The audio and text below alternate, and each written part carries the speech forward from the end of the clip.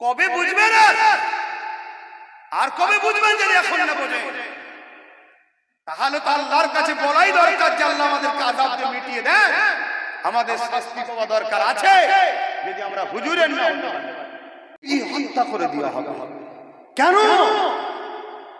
এক সে বাঙালি, দ্বিতীয় সে মুসলিম। অথচ আমার রাজ্যে 2 কোটি বাইরের রাজ্যের লোক চাকরি করছে, কত কাজ করছে, কত 2 কোটি। আর আমার রাজ্য থেকে বাইরে গেছে কত? সরকারি হিসাবে 20 কোটি। আমি বাড়াবাড়ি করি, সরি 20 লাখ, আমি বাড়াবাড়ি করে রাউন্ড ফিগারে 50 লাখই ধরছি। হিন্দু মুসলিম সব মিলিয়ে কত? 50 লাখ আমার পশ্চিম বাংলা থেকে ভিন্ন রাজ্যে কাজ কাম করতে গেছে। আর আমার রাজ্যে ভিন্ন রাজ্য থেকে এসেছে কত? 2 কোটি। অথচ এই রাজ্যের যিনি ক্ষমতায় বসে আছে, এত বড় গণহত্যা হচ্ছে, শ্রমিকদের উপরে জুলুম হচ্ছে, এর মুখ থেকে একটা কোনো কথা পেয়েছে? একটা কোনো কড়া স্টেপ শুনতে পেয়েছে? প্রত্যেকটা রাজ্যের সিএম কে ফোন করে বলা দরকার আছে না? কথা বলো। তাহলে কাদেরকে বসালে, কাকে বসালে? এবার হারে হারে বসছেন না পর্যন্ত। আমি বলেছিলাম আমি ফাঁসাচ্ছে, ঘুমটা যখন দিয়েছে তখনই বুঝে নিয়েছে নাটক করে। শুনছেন না? শুনছেন কেন? তুই তোর স্টাইলে থাকবি, সব জায়গায় তোর স্টাইলে ঘুরছিস, আর দাড়িওয়ালা টুপিওয়ালা ভাষণ হয় নাকি ঘুমটা দিতে হবে? কথা খারাপ। আমাদের ফাঁসানো বুঝতে পারছেন না? হ্যাঁ, আমার কিছু মুনাফিক মুসলমানের কষ্ট হতে পারে, আমার পাড়ায় থাকতে পারে। আরে আমার ভালোবাসাকে বলছে আয় দেখে দরুদ শরীফ পড়ে আল্লাহ।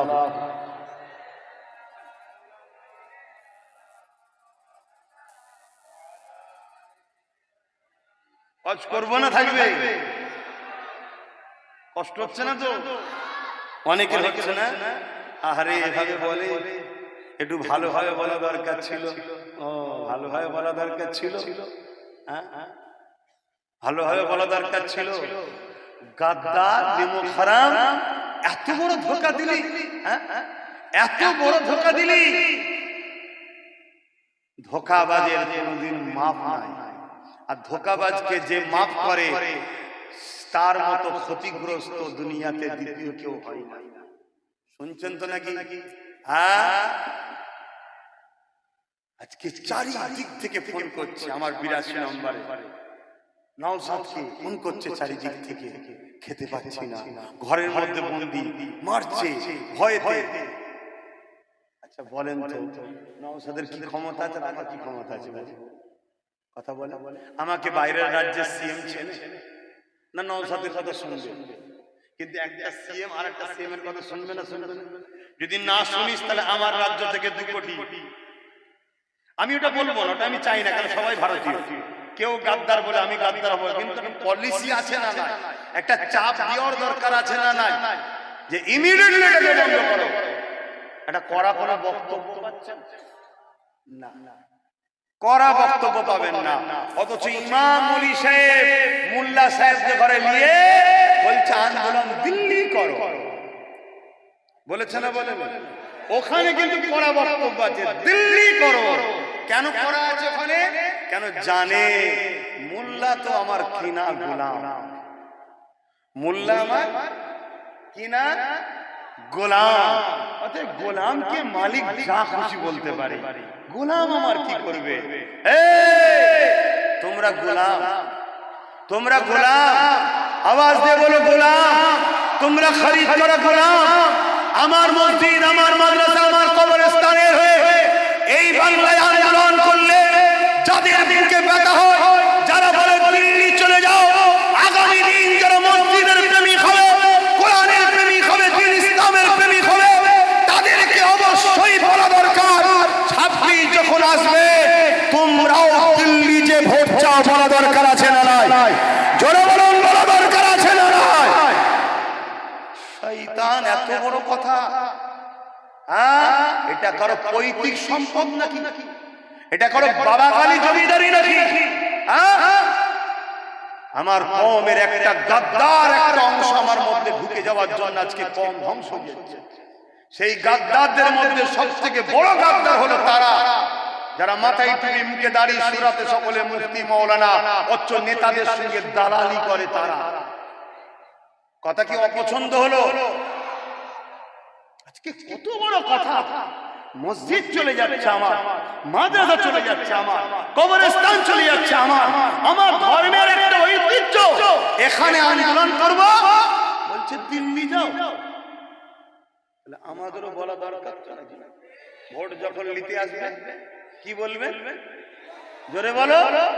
ওইখানে যে ভোট যদি হালালি হও আর ইমানদার হও, এর জবাব তোমাকে দিতে হবে, তবে আল্লাহ সাহায্য আসবে, নাই আল্লাহর পক্ষ থেকে আরো মার হবে। আমি তো বলেছিলাম 3 বছর, 1 বছর 5 মাস হয়েছে, এখনো 1 বছর 7 মাস বাকি আছে। শুনছেন না? শুনছেন? যদি রুটকে চেঞ্জ করতে পারো, আল্লাহ ও রাসূলের দিকে ফিরে আসতে পারো, অবশ্যই আমার আল্লাহ তো তিনি যিনি মুর্দাকে জিন্দাও করতে পারে। জোরে বলুন সুবহানাল্লাহ। আর এখানে জিন্দা তো আছে, না একটু দুর্বল হয়ে গেছে, এগুলোকে সবল করতে আল্লাহ সময়, কিন্তু তোমায় মুনাফিক হলে হবে না, তোমাকে জবাব দিতে হবে। কথা মাথায় ঢুকছে? বাপেরা আবার ফিরে আসেন, ইসলাম কাকে বলে? আমার নবী পাক 11টা বছর ধরে কি করেছিল? সমাজের প্রত্যেকটা জালিম শাসকের বিরুদ্ধে লড়াই করেছিল। আমার নবী পাক কি করেছিল? সমাজের গরিব মানুষদের পক্ষে দাঁড়িয়েছিল। আল্লাহ নবী কি করেছিল? এতিমদের অধিকারের জন্য লড়াই করেছিল। আল্লাহ নবী কি করেছিল? বিধবাদের মর্যাদার জন্য লড়াই করেছিল। আল্লাহ নবী কি করেছিল? খোদার মানুষের খানা যারা কিনে নিচ্ছিল তাদের মোকাবেলা করে খোদার মানুষের খানাকে পৌঁছে দিয়েছিল। আল্লাহ নবী কি করেছিল? নেশামুক্ত সমাজ তৈরি করেছিল। আল্লাহ নবী কি করেছিল? দুর্নীতি মুক্ত সমাজ তৈরি করেছিল। এক কথায় পৃথিবীর সন্ত্রাসকে মিটিয়ে, জঙ্গি আতঙ্কবাদ জুলুমকে মিটিয়ে এই পৃথিবীর জমিনে নাই সুস্থ ইনসাফ ইনসানিয়াত সাম্য প্রতিষ্ঠিত আমার নবী পাক করেছিল। এটা হলো আমাদের কাজ। যদি উম্মতে মুহাম্মাদি হয়, আজ যদি কোনো গরিবের উপরে জুলুম হয়, ওই গরিবের পাশে দাঁড়িয়ে জালিমের বিরুদ্ধে লড়াই করতে হবে। এটাই হবে উম্মতে মুহাম্মাদির পরিচয়।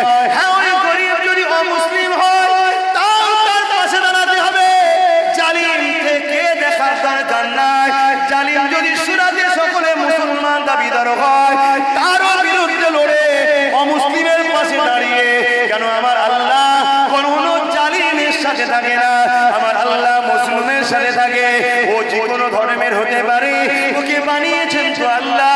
আল্লাহর সৃষ্টি যখন বিপদে পড়ে, তার পাশে যদি তুমি দাঁড়িয়ে বিপদ থেকে মুক্ত করো, কিয়ামতের দিনে যখন তুমি আমি নাফসি নাফসি করব, বিপদে পড়ব, আমার আল্লাহ ওই দিন তোমাকে আমাকে বিপদ মুক্ত করে জান্নাতি বানিয়ে দেবে। আরো জোরে বলুন সুবহান।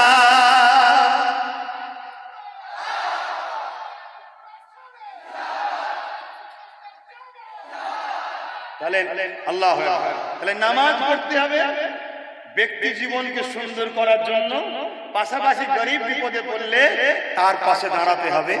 গরিবের উপরে জুলুম হলে গরিবের পাশে দাঁড়িয়ে জালিমের বিরুদ্ধে লড়তে হবে।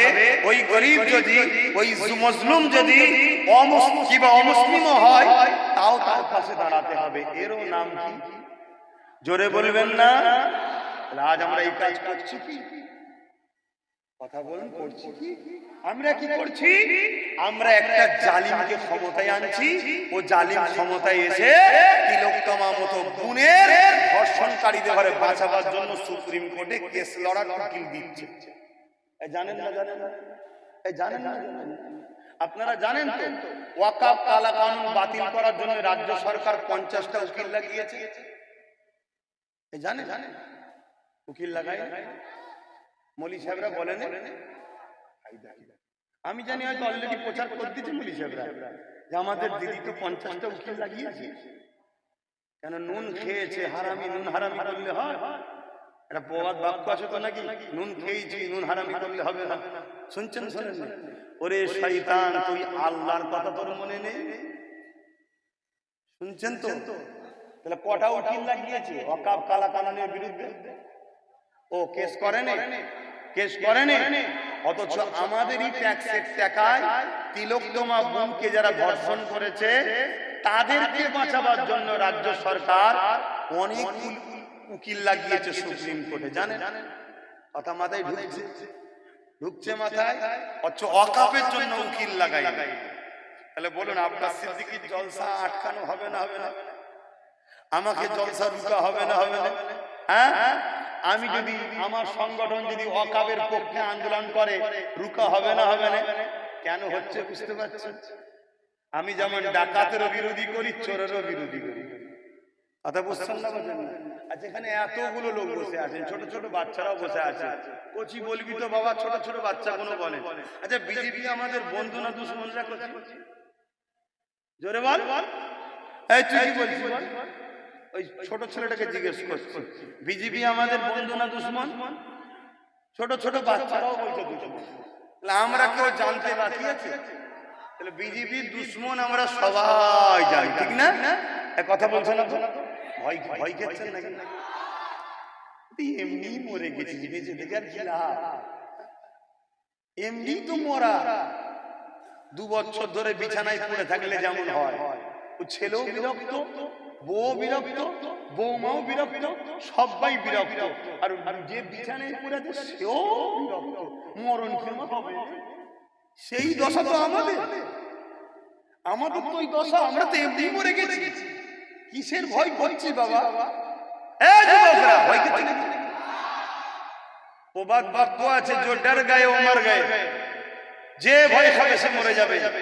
আর আল্লাহ রাসূলও বলেছেন, আখিরি জামানে আমার উম্মত প্রচুর মার খাবে। সাহাবা হুজুররা জিজ্ঞেস করলেন, হুজুর মার খাবার কারণ কি? তাদের কি সংখ্যা কম হবে? আল্লাহ নবী বললেন, না, সংখ্যা কম হবে না, সংখ্যা অনেক হবে, তারপরও মার খাবে। কেন? আল্লাহ নবী বললেন, তাদের অন্তরে আল্লাহর ভয় উঠে যাবে, দুনিয়ার ভয় ঢুকে যাবে। তাহলে আমাদের মার খাওয়ার কারণ কি? আমরা অন্যায় করি না, তারপরও পুলিশকে ভয় করি। আমরা অন্যায় করি না, তারপর কেসকে ভয় করি। আমরা অন্যায় করি না, তারপর থানা পুলিশকে ভয় করি। আমরা অন্যায় করি না, তারপর মারকে ভয় করি। আরে এ মার কিছুই নয়, যে মার জালিমগুলো জাহান্নামে হবে। আজকে যে প্রশাসনের ইউনিফর্ম পরে, প্রশাসনের পাওয়ার দেখিয়ে বা রাজ ক্ষমতার পাওয়ার দেখিয়ে যেসব নেতা মন্ত্রী বা প্রশাসনের এক অংশ নিরীহ মানুষকে কেস দিচ্ছে, জুলুম দিচ্ছে, এই শয়তানগুলোর এত শাস্তি হবে জাহান্নামে, এরা সেদিন তর্পে তর্পে তর্পে তর্পে যাবে, কিন্তু মরণ হবে না। শুনছেন না? আর আল্লাহর কাছে অভিশাপ করি, বদদুয়া করি, আল্লাহ ওই এক শ্রেণীর প্রশাসন আর ওই সকল নেতা মন্ত্রী যারা নিরীহ মানুষকে কেস দিচ্ছে, জুলুম করছে, আল্লাহ তুমি তাদেরকে ক্যান্সারের মতো রোগ দাও। বলুন আল্লাহুম্মা আমিন। আল্লাহ তুমি রাস্তাঘাটে তাদেরকে লরির তলায় ফেলে মারো। বলুন আল্লাহুম্মা আমিন। আল্লাহ তুমি তাদেরকে আযাবকে ধ্বংস করো। বলুন আল্লাহুম্মা আমিন। এই সমাজে কত পরিবার আছে, একটাই মাত্র বাচ্চা, তার বাচ্চাকে মিথ্যা কেস দিয়ে 7 বছর 8 বছর গ্যাজার কেসে ভরে রেখেছে, ওই পরিবারটা ধ্বংস হয়ে যাচ্ছে। এই পরিবার ধ্বংস হচ্ছে, এই পরিবারকে বাঁচিয়ে এই জুলুমকে খতম করার নাম হলো ইসলাম। আমাদের মধ্যে আছে ইসলাম? কথা বলছেন না কেন? তাহলে ধ্বংস আমরা কেন হচ্ছে বুঝতে পারছেন না? বড় দুঃখের বিষয়, আজ এই ওয়াজ, এই আলোচনা সবাই যদি করতে নাও পারে, যদিও আল্লাহ কারো দ্বারাই বলায়, তার সাপোর্ট করা দরকার তো নাকি? আজ দুঃখ, মসজিদে মসজিদে বিভিন্ন জায়গাতে আমার সমালোচনা হয়েছে না হয়? এরকম খাবার পরও, এরকম একটা বিপদের সময়তেও একদল লোক বলছে এক হওয়া দরকার, এক হওয়া দরকার, তাই তো নাকি? উপরন্ত দেখো আমার বিরুদ্ধে আবার মিথ্যা মিথ্যা সোশ্যাল মিডিয়ায় বলছে না? বলে তাহলে এরা এক করতে চাইছে, এরা এক করতে চাইছে, এরা মূলত কারো দালালি করতে চাইছে। আমি থাকলে দালালি করতে দেবো না, তাই এদের অসুবিধা হচ্ছে। আমি জানি না আমার বাপ জানগুলোর অসুবিধা হচ্ছে যে এসে গেলাম বেটার কথা শুনতে, বেটা তো সব কি বলছে মাথার উপর দিয়ে চলে যাচ্ছে, এরম মনে হচ্ছে নাকি? আব্বা জানগুলো অসুবিধা হচ্ছে নাকি? বাপ জানদের অসুবিধা হচ্ছে। আবার মেম্বারে বেশি জিজ্ঞেস করাও ভুল। যদি মাথা লেড়ে দেয় আর ওইদিকে যদি শয়তানের চোখ রয়েছে, যদি উঠে পড়ে কালকে আবার এলাকায় বলবে তোর ঘরটা আটকে দিলাম, যেন মনে হচ্ছে ওর বাপের টাকায় ঘর করছিল, আটকে দিলাম। ওরে হারামখোর, তুই যদি কোনো গরিবের উপর এইভাবে ঘর আটকে জুলুম করিস, আল্লাহ তোর চোখের সামনে তোর বাচ্চাকে যেদিন তোরপে তোরপে মারবে, তোর সামনে যখন তোর পরিবারের উপরে তোর বাড়ির উপরে আযাব আসবে, সেদিন তুই বুঝবি আমি গরিবকে কাঁদিয়ে কি করেছিলাম। খোদা সবর করেন, ধৈর্যশীল তিনি, কিন্তু তিনি ছেড়ে দেয় না। তুই গরিবের উপর জুলুম দেখাচ্ছিস। এ সমাজে অনেক এমন জালিম নেতা আছে যারা কারো নামে ঘরে এলে সেই ঘরের বিনিময়ে তার পরিবারের সুন্দর বউটাকে পর্যন্ত ডাকে, পার্সোনাল পাঠাও। শুনছেন না? শুনুন, এই ভাষা খারাপ না? এই অন্যায়কে মিটাবার নাম ইসলাম। আর এদের পিছনে দালালি করে আমরা নামাজ পড়ে বলছি মুসলমান। আল্লাহ বলছেন বস মুদি তুই আইন কর, তাই তো পিটছে। খোদার বিনা হুকুমে গাছের পাতা লড়ে। এই আমার আওয়াজ ভুল হলে আলেম ওলামাকে বলবেন, উস্তাদ বলে সম্মান করবো, আমাকে যেন একটু শিখিয়ে দেয়। আর যদি মনে হচ্ছে ভুল হচ্ছে না, তাহলে আমি আহ্বান করছি আসুন ঐক্য হই, আসুন একতা হয়। তবে একতা কোন লিডারকে দেখে নয়, আমাদের একতার লিডার একজনই হবে, মুহাম্মদ রাসূলুল্লাহ। জোরে বলুন সুবহানাল্লাহ। আমার নবীর আদব নেই, নবীর প্রেম নেই, নবীর সম্মান নেই, নবীর শানে গুস্তাখিমূলক কথা বলবে, আর তাদের সঙ্গে বলছে একতা হতে হবে নাকি? মরে যাওয়া পছন্দ করি তো নবীর দুশমনের সঙ্গে পানি খাওয়া পছন্দ করি। এই গাছের পাতা খোদার বিনা হুকুমে লড়ে, এখন লড়ছে না। খোদার বিনা হুকুমে লড়ে কি? যখন লড়ে কার হুকুমে লড়ে? খোদার হুকুমে। গাছের একটা পাতা সে যদি খোদার বিনা হুকুম ছাড়া না লড়ে, তাহলে আমার ভারতবর্ষ এত বড় একটা দেশ, এই দেশের প্রধানমন্ত্রী কে হবে খোদার বিনা হুকুমে? তাহলে আল্লাহ কে বসালো কেন? আচ্ছা ফেরাউনকে আল্লাহ বসিয়েছিল কেন? আরে বলবেন তো ফেরাউনকে আল্লাহ বসিয়েছিল কেন? ফেরাউনকে আল্লাহ বসিয়েছিল মুমিনদের ঈমান পরীক্ষা করবে বলে, এবং জালিমদের শাস্তি দেবে বলে। আপনি কি ভাবছেন আমার দেশের মাথায় যে বসে আছে সে কি শুধু মুমিন মুসলমানদের উপরে জুলুম করছে না সবার উপরে? এই যে 50 টাকা করে গ্যাসের দাম বেড়েছে, কি হচ্ছে বুঝতে পারছেন? আপনি ভাবছেন 50 টাকা, এই ভারতবর্ষে 100 কোটির কাছাকাছি কম বেশি লোক আছে যারা মাস গেলে 3 থেকে 3.5 হাজার টাকা ইনকাম করে, এর বেশি বেশি না। শুনছেন? তাহলে সেই পরিবারটা এই 50 টাকা গ্যাসের দামটা বাড়লো, তার জন্য ভারী হয়েছে না হয়নি? তুমি আমায় দেখছো কেন, তোমাকে দেখছো কেন? হ্যাঁ, তাহলে জ্বালাচ্ছে শুধু আমাদেরকে না সবাইকে। তাহলে জালিম বসে দুটো কারণ, মুমিনের ঈমান পরীক্ষা আর মুনাফিকদের শাস্তি। শুনছেন তো নাকি? তাহলে ঈমানদার যে হবে ওই জালিমকে ভয় করে। তাহলে আমার বাংলায় তো বলেছিল ওর হাত থেকে বাঁচার জন্য এর কোলে উঠতে হবে। মসজিদে মসজিদে এলাকায় এলাকায় প্রচার হয়েছে না হয়? এবং এরাও তো বলেছিল বিজেপির হাত থেকে বাঁচাবো আমরা, আমাদেরকে সাপোর্ট করো। বলেছে না? বলেন সত্যি করে বলুন। তাহলে আজকে যখন বিজেপি এত বড় একটা আইন তৈরি করলো, তাহলে এদের তো উচিত সুপ্রিম কোর্টে কেস করা। করছে, তাহলে মিথ্যা বলেছে না? বলেন। তাহলে আজকে যে বলছে আইন হতে দেবো না আমার বাংলায়, ওটা সত্যের কি প্রমাণ আছে? কথা কিছু মাথায় ঢুকছে? বাপ রাসূল পাক সাল্লাল্লাহু আলাইহি সাল্লাম বলেছেন তোমরা কুরাইশের নেতৃত্ব মানো। কার নেতৃত্ব? কুরাইশের। কুরাইশ হলো নবীর খানদান। মনে রাখবে আল্লাহ তোমাদের উপরে দয়া করেছে, তোমাদের উপর দয়া করেছে।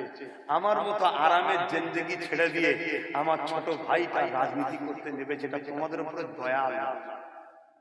তোমাদের উপর দয়া। শুনছো না শুনুনি? ও তো আমার মতো গদিতে বসে থাকতে পারতো, ও তো আমার মতো আসতে পারতো, ওয়াজ করতো আর নজরানা হাদিয়া নিয়ে চলে যেতে পারতো, ও তো আমার মতো দরবারে বসে থাকতে পারতো। তুমি যেমন আমার কাছে যে মুসাফাকা নজরানা যে মেরিয়ে দাও, খোদাও করো না, করো না, তো ও তো করতে পারতো। ও তা না করে 42 দিন জেল খাটলো তোমাদের জন্য। ও তা না করে ভরি ভরি কেস খাচ্ছে, আজও খাচ্ছে। ও ছিল কলকাতায়, ওর নামে ভাঙরের প্রত্যেকটা থানায় কেস হয়ে গেল।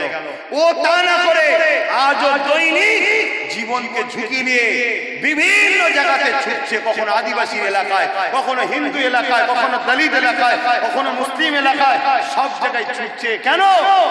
আল্লাহর সৃষ্টিকে বাঁচাবে বলে। এটা আল্লাহর দয়া যে ওর মাথায় আল্লাহ ঢুকিয়েছিল। ও তো বলতে পারতো যে না ভাই আমি করবো না, আমিও সেই জলসা করবো। কথা বুঝছেন না? তোমাদের তো উচিত, আল্লাহ যখন একটা কোরাইশ বংশের ছেলে দিয়েছে তার সাথ দিয়া দরকার আছে না? আওয়াজটা হাসতে হচ্ছে। আমার কথাই কারা একমত হাত তুলে দেখায়? দেওয়া দরকার আছে না নাই? দেওয়া দরকার আছে না নাই? হাত নামাও যদি ইমানদার হও, এটাকে মাথায় রেখে। কিন্তু আমি বলবো যত বাকি সেকুলার আছে তাদেরকে নিয়ে এক হওয়া দরকার। শুনছেন না? শুনছেন? কিন্তু ভাগিদারি কি? ভাগিদারি। কোম্পানি তোমার কাজ করবো আমি, এটা নয়। কোম্পানিতে আমাকে শেয়ার হোল্ডার নিতে হবে, বোঝেন তো নাকি? ওই শেয়ার হোল্ডার হলে একটা পায়া। শেয়ার হোল্ডারটা কি? একটা পায়া। আমাদের হাতে একটা পায়া থাকবে। শুনছেন? যে আমাদেরকে পায়া দেবে, বাকি জায়গায় 3টে পায়া, তাদেরকে আমরা হেল্প করব। এই চুক্তিতে আমাদের এক হওয়া দরকার আছে না? এই চুক্তিতে যদি এক হতে পারো, মনে রাখবে তোমরা সব সময় মাথা তুলে বাঁচবে। বাপের আমাকে ভুল বুঝলে হবে না। যদি রাত পাওয়ারের প্রয়োজন না থাকতো, আল্লাহ নবী কেন মক্কা শরীফ থেকে গিয়ে মদিনার জমিনে আসবে?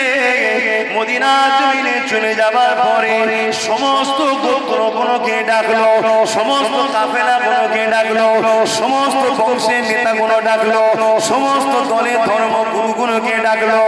আল্লাহ নবী তাদেরকে ডেকে নিয়ে বলতে লাগলো, একটা রাষ্ট্র কায়েম করা দরকার। এই মদিনার একটা প্রধান হবে, যে মদিনাকে পরিচালনা করবে। তোমরা নিজেদের মধ্যে যে ঝগড়া করছো, কাটাকাটি করছো, এগুলোকে বন্ধ করতে হবে। বাইরের দেশে বিজনেস করতে হবে, বাইরের দেশ থেকে এখানে বিজনেস করতে আসবে, এইরকম একটা পরিকল্পনা তৈরি করতে হবে। আল্লাহ নবীর কথা শুনে মদিনার জমিনে যারা ছিল, তারা সবাই আমার রাসূলুল্লাহর কথা মেনে নিল। এই যুবকেরা শুনে রেখে দাও, 70% ছিল ইহুদি। ওই ইহুদিরা বক্তব্য দিল, অগ্নি পূজারক ছিল তারাও বক্তব্য দিল, মূর্তি পূজারী ছিল তারাও বক্তব্য দিল।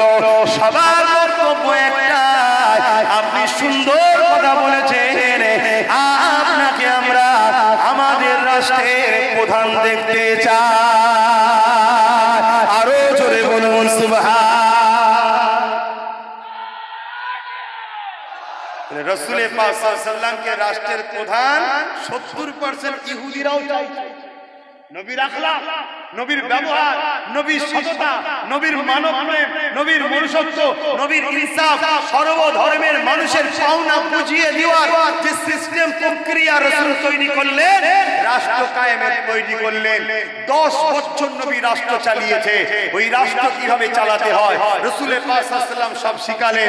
যে মদিনা ছিল তৎকালীন সময় পৃথিবীর সবথেকে গরীব, সবথেকে বিমারের জায়গা, সবথেকে অশিক্ষিত আনকালচার জায়গা, সেই মদিনাকে রাসূল পৃথিবীর শ্রেষ্ঠ জায়গায় পৌঁছে দিলেন। জোরে বলুন সুবহানাল্লাহ।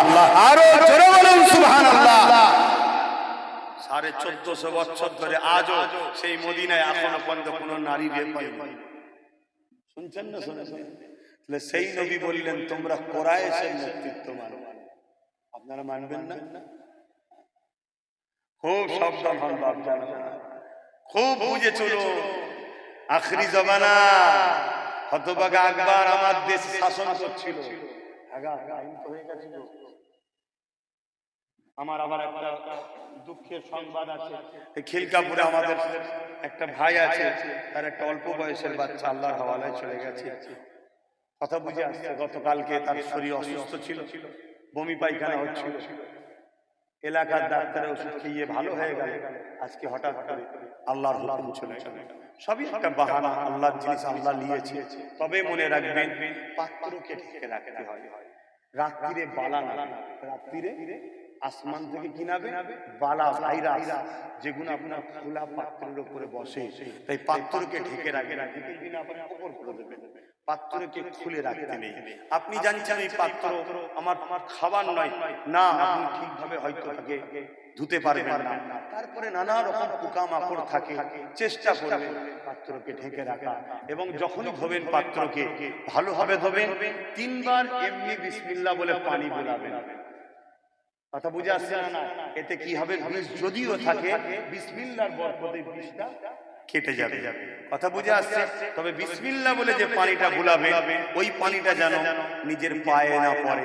পুকুরে যদি ধন পুকুরে ফেলে দেবেন, বা যদি পাইপ দিয়ে বেরিয়ে যায়, এমন জায়গায় চলে যাচ্ছে পা পড়ছে না, আলাদা কথা না, একটা বালতি রাখবে, তাতে ফেলবেন, ওই বালতির পানি পুকুরে ফেলে দিলেন, মিটে যাবে। এগুলো করুন, কেন আমরা অসতর্কে অনেক কিছু আমাদের দোষী, তো কর্ম অনুযায়ী ফল একটা বক্তব্য না, আমাদের দোষী ফল পাচ্ছি। তো যাক, কথা এখন অনেক রয়ে গেল, কথা আমার প্রচুর কথা শেষ হচ্ছে, মনের মধ্যে বহুত ব্যথা হয়, বহুত দুঃখ। আমি শুধু এতটুকু বলবো, একতা হওয়ার দরকার আছে। প্রত্যেকটা আলেম উলামাকে খোলা মঞ্চ থেকে আহ্বান করছি, আসুন প্রতি জুম্মায় আমি ঘরে থাকি। ইমামদের আহ্বান করছি, আসুন প্রতি জুম্মায় ঘরে থাকি। এখন প্রকাশ হবে না, গোপনে আপনি নাম এন্ট্রি করুন। আমরা প্রথম একতা হব। যেদিন 20, 30, 40, 50 হাজার ইমাম হয়ে যাবে, আলেম হয়ে যাবে, সেদিন আমরা একসাথে প্রকাশ করব নাম, সেদিন আপনার কেউ কিছু করতে পারবে না। তাই বলবো, আসুন আসুন আসুন, চলুন, বিগত দিন যা করেছেন, যা বলেছেন, আমি সব ভুলে যেতে রাজি, মাফ করে দিতেও রাজি। উম্মতে মুহাম্মাদিকে বাঁচাবার স্বার্থে বাপের গাল খেয়েছি, মায়ের গাল খেয়েছে, সব ভুলে যেতে রাজি আছি, কিন্তু এক হওয়ার দরকার আছে। কথা মাথায় ঢুকছে? পাশাপাশি আমাদের ঘরে আরেকটা কাজ করতে হবে, কি? আমাদের ঘরে এসসি, এসটি, গরিব হিন্দু ভাইদের সঙ্গে বন্ধুত্ব করতে হবে, বন্ধুত্ব বাড়াতে হবে। পারবেন না? পারবেন না? জোরে বলো। বন্ধুত্ব করুন, ভালোবাসা বাড়ান। শুধু ধর্ম যান, উৎসব তার, এই দুটো জায়গা ছেড়ে বাকি সব ক্ষেত্রে ব্যবসা বাণিজ্য, কারবার, সহযোগিতা, লেনদেন, সহযোগিতা করা, হেল্প করা, পড়াশোনা, বাজারে হাটে মাঝে মাল কিনা বেচা, সব জায়গায় বন্ধুত্ব বাড়ান, ঠিক না বেঠিক? আর বিশেষ করে এসসি, এসটি ভাইদের ঘরে বোঝাবেন যে, ভাই, আমরা মুসলমান আছি বলে তোরা এখন সম্মান পাচ্ছিস, যেদিন আমরা মুসলমান থাকবো না, তোরা অছুঁচ হয়ে যাবে। শুনছেন? এদের বোঝানো দরকার আছে না? এটা সত্য কথা না মিথ্যা কথা? তাহলে বন্ধুত্ব করে বুঝান, বুঝিয়ে এভাবে যত পিছিয়ে পড়া আছে, মুসলিম, আদিবাসী, দলিত, মতুয়া, শিখ, পাঞ্জাবি, খ্রিস্টান, যত পিছিয়ে হিন্দু সমাজের গরিব যারা, তারা সব একজোট হন, হয়ে এই কেন্দ্রের জালিম সরকারের বিরুদ্ধে আমাদেরকে সংগঠিত ভাবে লড়াই করতে হবে। এটাকে মাথায় থাকবে তো নাকি? আর এটাও মনে রাখবেন, কেন্দ্র সরকার যে কালা কানুনটা করছে, ওই কালা কানুনটা সংবিধান বিরোধী আইন করছে। এক তো ওয়াকাফ বিরোধী ঠিকই, কিন্তু প্রথম বিরোধী হলো সংবিধান বিরোধী। তো সংবিধান তো শুধু মুসলমানদের নয়, সংবিধান তো পুরো দেশবাসী। অতএব পুরো দেশবাসীকে বুঝান, সবাইকে এক হয়ে এর বিরুদ্ধে লাগতে হবে। তবে আমার ব্রেনের মধ্যে একটা কথা ঘুরছে, সেই কথা হলো এইটা, এই যে পুলওয়ামায় যে হামলা হয়েছিল 6 বছর আগে, তার এখনো বিচার পেলাম না। পেলাম কি? গত কদিন আগে কাশ্মীরে বেচারি নিরীহ মানুষগুলো, ভ্রমণ প্রেমিক মানুষগুলো গেল, একদল সন্ত্রাস তাদের উপরে গুলি করে তাদেরকে হত্যা করলো। এই সন্ত্রাসদের বিচার হবে বলে মনে হচ্ছে আপনাদের?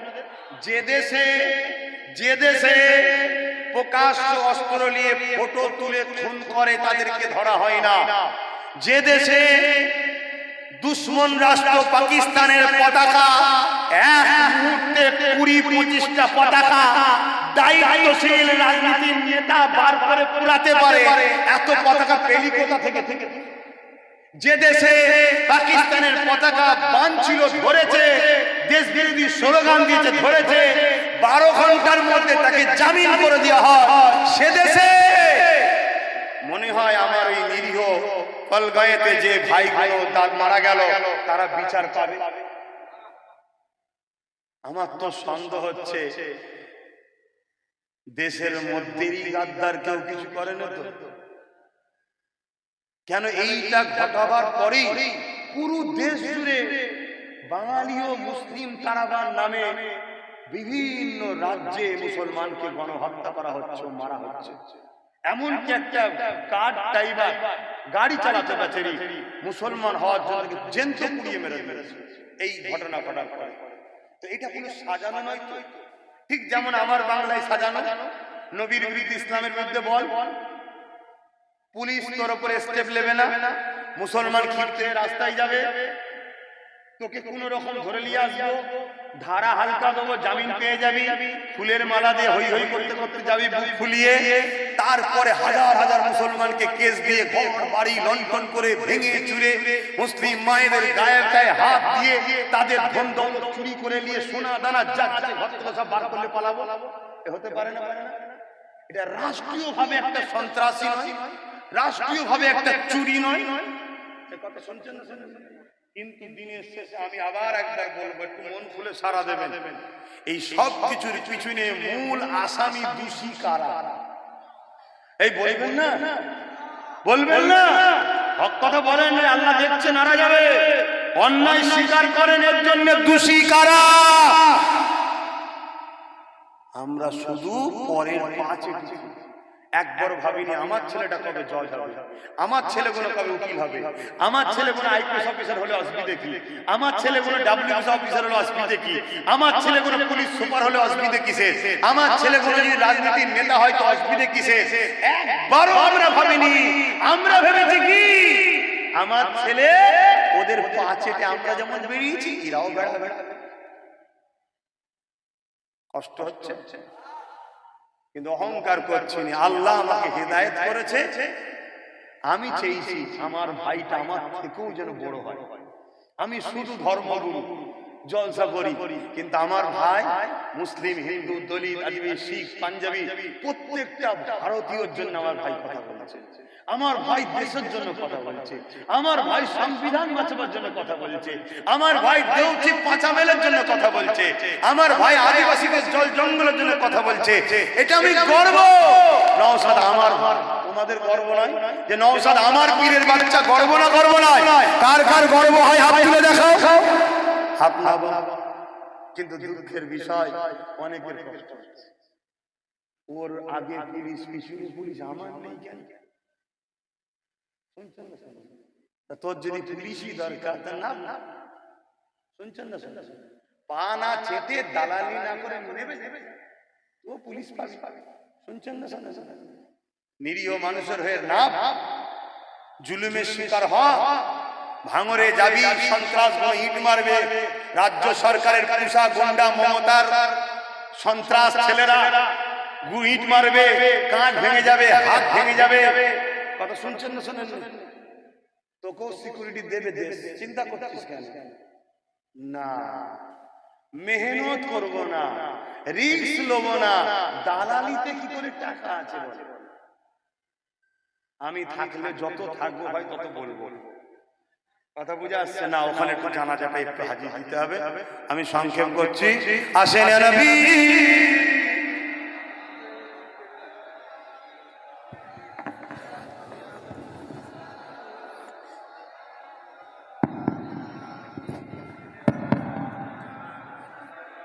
আর কেউ আছে নাকি? তাহলে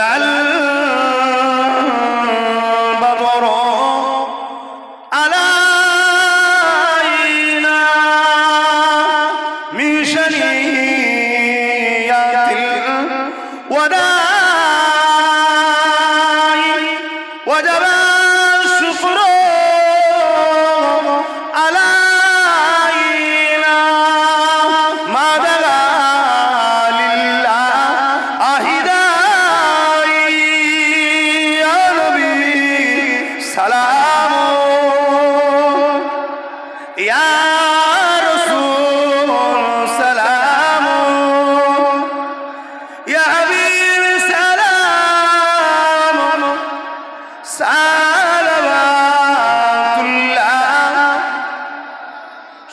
জায়গায় আগে সময় কম।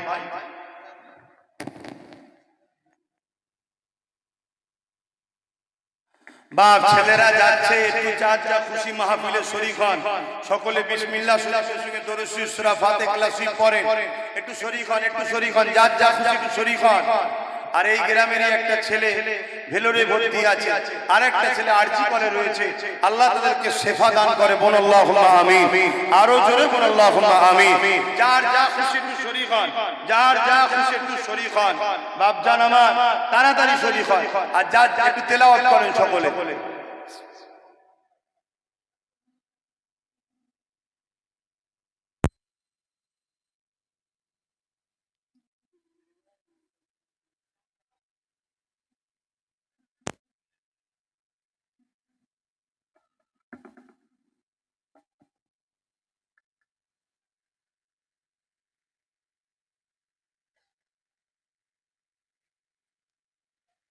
ব্যবহারে কেউ কষ্ট পেলেন?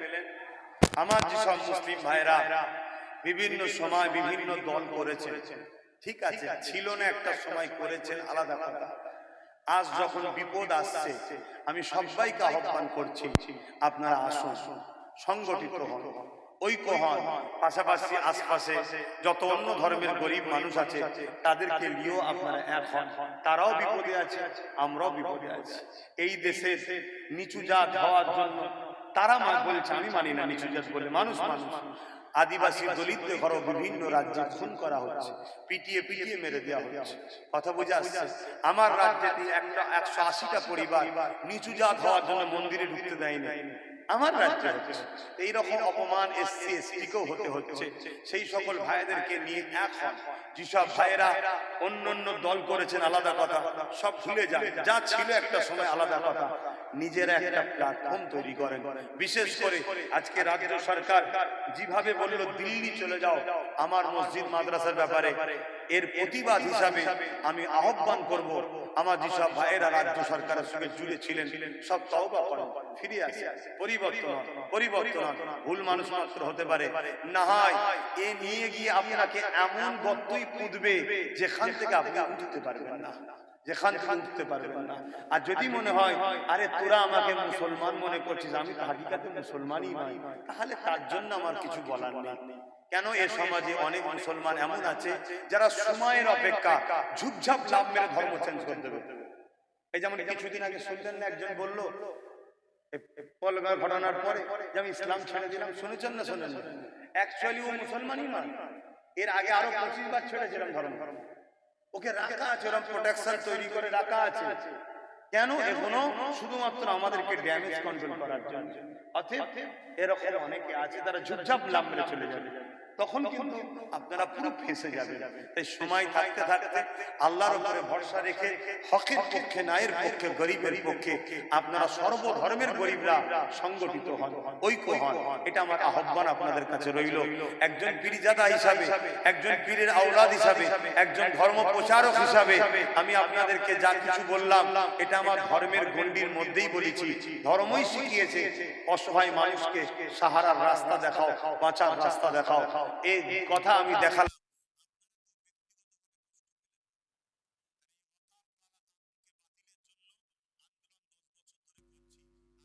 আন্দোলন আজও হবে, আরো হবে, আরো হবে।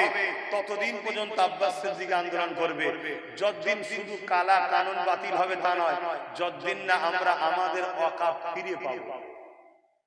শুনছেন? এখন কিছু লোক আন্দোলন করছে শুধু তাদের ভাগ পাবে না তাই। শুনছেন তো নাকি? আর আমরা 10 বছর ধরে আন্দোলন করছি। ঠিক আছে, এরপরেও চলো তর্ক ছেড়ে দাও, মিশতে হবে এখন এক জায়গায়, তাই তো নাকি? এক জায়গায় মিশতে হবে তো, কিন্তু এক জায়গায় মিশতে যখন হবে তাহলে অন্যায়ের বিরুদ্ধে খোলা মনে কথা বলতে দিতে হবে, ঠিক না বেঠিক? হ্যাঁ, তুমি পিছন থেকে টানলে হবে না। হ্যাঁ ঠিক আছে, ঠিক আছে, ঠিক আছে, ঠিক আছে, বেশি বলুনি, এরকম করলে হবে না। অন্যায় অন্যায়, ঠিক তো নাকি গো? তবেই তো এক হওয়া যাবে। তো যা, আগামী দিন যদি আমি আব্বাস সিদ্দিকী আমি এই ওয়াকাফ কালা কানুন বাতিল করার লক্ষ্যে এবং সার্বিক গরিব মানুষদের অধিকারের পক্ষে দাঁড়িয়ে সংবিধান বাঁচাবার লক্ষ্যে, দেশের লক্ষ্যে যদি ব্রিগেড আমি ডাকি, আপনারা আমার ডাকে সারা দিতে রাজি আছে? আমি কাউকে জোর করছি? আমি কাউকে জোর করছি, লম্বা করে হাত তুলবে। জোর করলাম, জোর করলাম। আচ্ছা আশেপাশে কেউ হাত তুলতে বাকি আছে কিন্তু দেখেন না, লম্বা করে হাত তোলে, হাত না। আচ্ছা কেউ যদি হাত না তোলে তাকে কি জুলুম করবো? না, ওটা আমার ইসলাম শিখাই না। কি করব? তাকে শুধু চিনে নেবো, সে আমাদের সাথে নেই। তাই তো নাকি মানুষ চেনা দরকার আছে না? যেমন আমরা রাজ্য সরকারকে চিনতে ভুল করে আজকে ঠকিছি না ঠকিনি? কথা বলছে না তো?